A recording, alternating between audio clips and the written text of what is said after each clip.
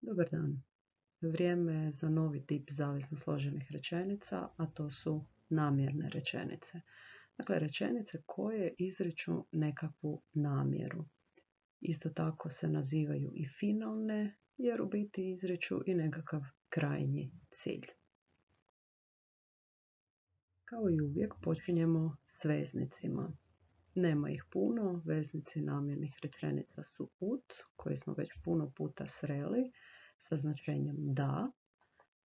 Sljedeći veznik je isti taj, samo iznegirana varijanta, a glasi ne, njegovo značenje je da ne. I jedan koji se baš ne koristi tako često, to je quo, sa značenjem da što. Naime, on se koristi samo kada u zavisnoj rečenici imate nekakav komparativ, bilo pridjeva, bilo priloga.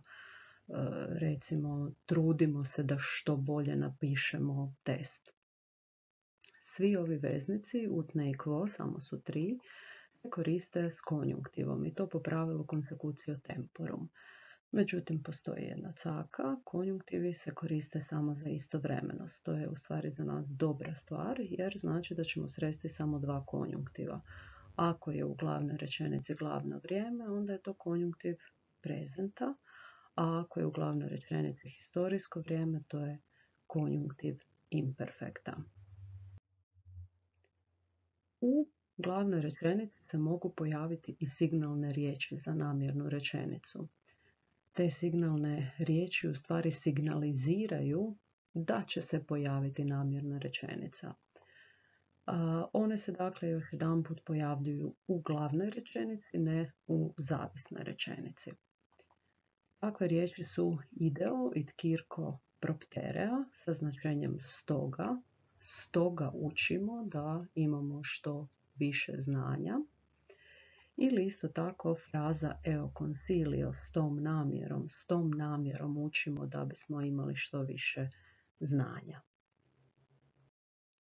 Idemo sada na primjere.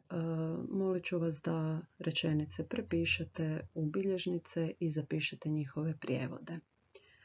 Prva nam je rečenica jako dobro poznata, zato što smo je već napravili prilikom prevođenja Plinijevog pisma o propasti Pompeja. Ille soleas poscit, ascendit altissimum locum vile, ut miraculum illud spectet. Žuto je već označena namjerna rečenica, a imate u glavnoj rečenici glagole poscit i ascendit. Oni su indikativu prezenta. To znači da jedino može u zavisnoj biti konjunktiv prezenta i imate ga ovdje spectet. Veznik vidite ut kao i što je bilo rečeno. Mi znamo ovu rečenicu, pa onda je možemo slobodno prevesti odmah. Znači, on traži sandale, penje se na najviše mjesto vile, s kojom namjerom on to radi, da promotri ili da gleda ono čudo. Sljedeća rečenica je više kao nekakva izreka. Nemo prudens punit, quia peccatum est, sed ne peccetur. Ovdje u stvari imamo dvije zavisno složene rečenice. Prvi nam je veznik, kako se sjećate od prošlog puta, veznik quia, veznik uzročnih rečenica koji ide s indikativom. I evo ga ovdje peccatum est, indikativ perfekta pasivnog, od glagola peko peccare, što znači griješiti. Druga nam je naša današnja namjerna rečenica s veznikom ne, nakon nje ide konjunktiv ne peccetur. Od istog ovog glagola peko peccare, pa mu je to konjunktiv prezenta.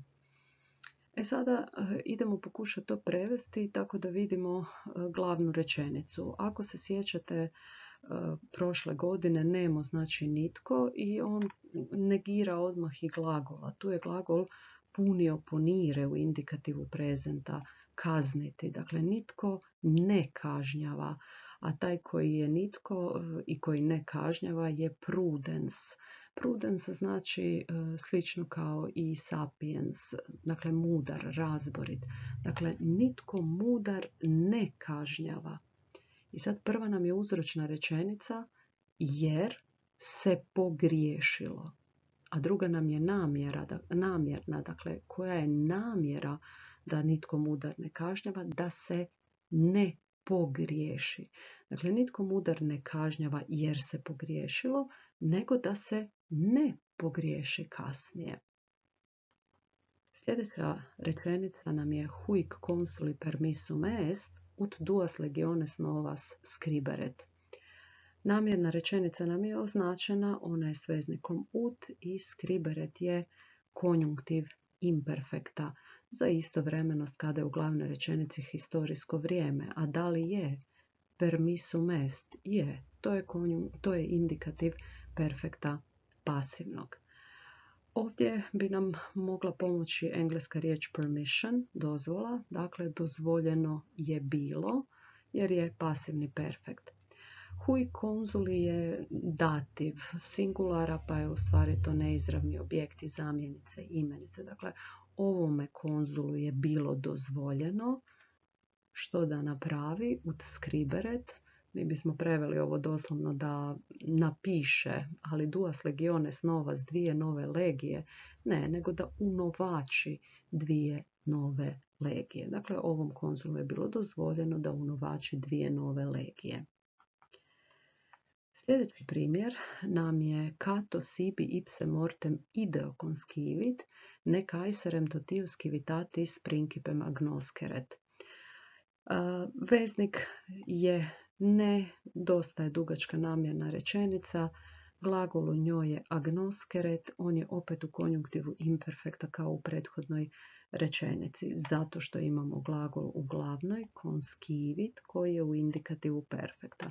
Dakle, sva ona teorija koju smo spomenuli tu stoji.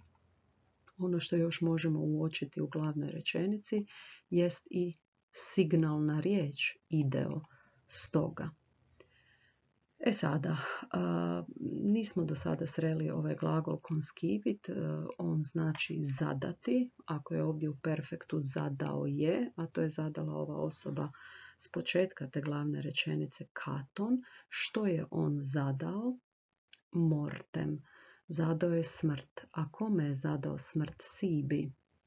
Sebi je zadao smrt. Ostaje nam još samo ipse i ideo. Ipse, to je ono pokazna zamjenica sam. Dakle, misli se sam Katon je sebi zadao smrt. Ideo, stoga. I sad možemo namjernu rečenicu koja je njegova namjera bila da si zada smrt. Ne agnosceret, da ne prizna. Koga da ne prizna? Kajsarem, Cezara. A da ga ne prizna kao što? Principem, kao vladara, koga čega imamo genitiv totius civitatis, čitave države. Dakle, Katon je sam sebi zadao smrt stoga da ne prizna Cezara kao vladara čitave države. I posljednja rečenica danas. Romani militibus eo consilio quo fortius pugnaren praemia proponebant. U ovoj rečenici nam je ubačena namjerna rečenica s veznikom quo, koji smo rekli da se pojavljuje onda kada imamo u zavisnoj rečenici neki komparativ. Nadam se da ga odmah uočavate da je to fortius, to je komparativ od priloga. Fortis forte je pridjev koji znači jak, hrabar, pa će onda prilog biti jako, hrabro, međutim ovdje je komparativ jače, hrabrije. Isto je konjunktiv u toj rečenici, konjunktiv po pravilu consecutio temporum, ovdje je pugnarent, konjunktiv imperfekta. Zašto? Jer je u glavnoj rečenici proponebant, historijsko vrijeme. Sad, prvo ćemo prevesti glavnu rečenicu gdje nam je subjekt Romani, a predikat proponebant. Rimljani su nudili. A što su oni nudili? Nudili su praemia, premije, nagrade, je tako. A kome su nudili nagrade? Militibus, vojnicima. I tu nam sada opet pomaže u glavnoj rečenici ona signalna fraza, ajmo reći, eo consilio, s tom namjerom. Dakle, Rimljani su vojnicima nudili nagrade s tom namjerom i sada naša namjerna rečenica quo fortius pugnarent, da se što jače bore. Evo ga, ovo su svi dijelovi teorije o namjernim rečenicama. Sada ste spremni da se pozabavite vježbama u našoj učionici virtualnoj. Lijepi pozdrav!